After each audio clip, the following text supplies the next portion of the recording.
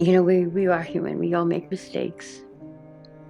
Um, it doesn't define who we are. It just is a part of our story, and it just makes us a little, it makes us unique. And we do make mistakes. We do fall down, but we always get back up.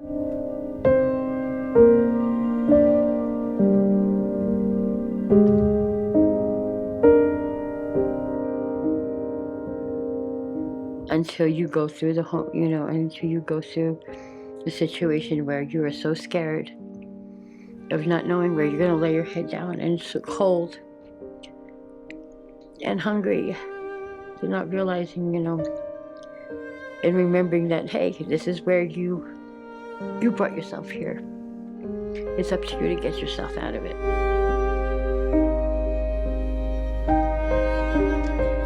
I slept over here. Slept on the light rail. By the light rail. The gazebo. Yeah, this is it right here. Right by those doors right there.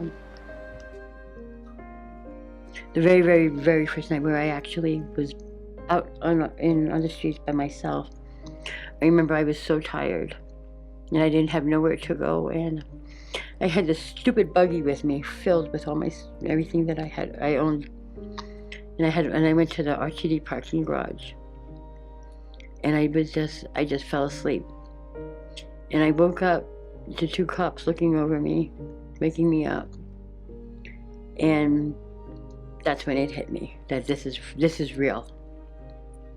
This is not, this is not a game. This is real stuff.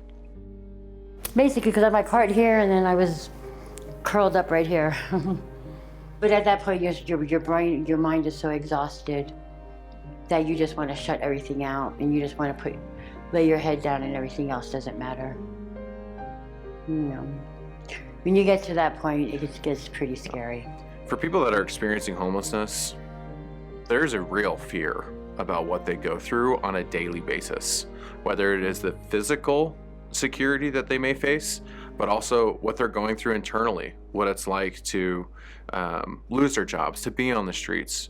And for a lot of us, and for a lot of people that are experiencing homelessness, they never thought that they would be there. They never thought that they would be sleeping on the streets.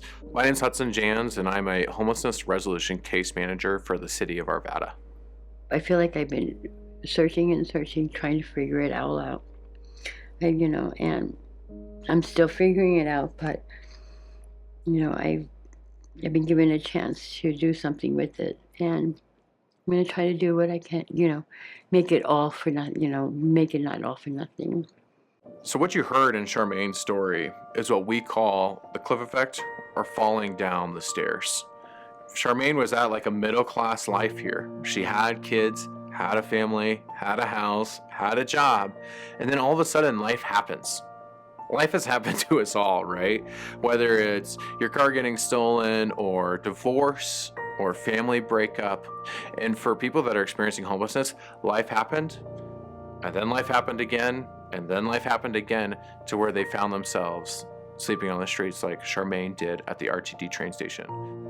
I'm working with the Division of Vocational Rehabilitation. Hopefully, they'll be able to get this figured out and have my own home again.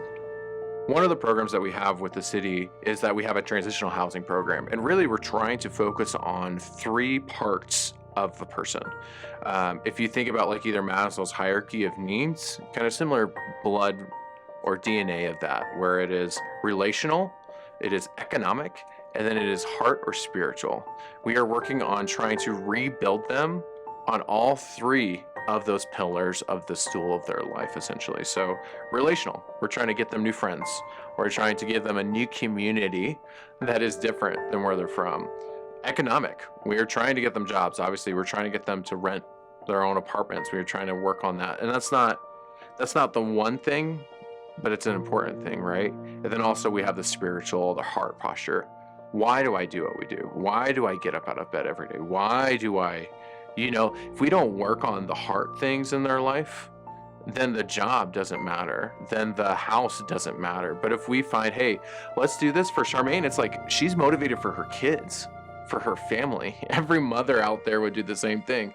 They're motivated with that. So let's use that heart posture and figure out, hey, let's motivate this for your kids, and let's grow you for your family.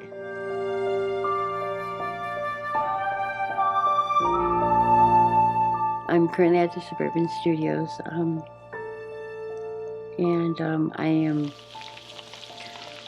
I was accepted into MSU. I'm going to be starting there for the summer semester. Been trying to look for work. I think that what my barriers are my felonies for my, What can we do to solve homelessness? Not what can that organization or this organization, what can we do to solve homelessness? And that's going to be the way that we solve homelessness, is a community effort.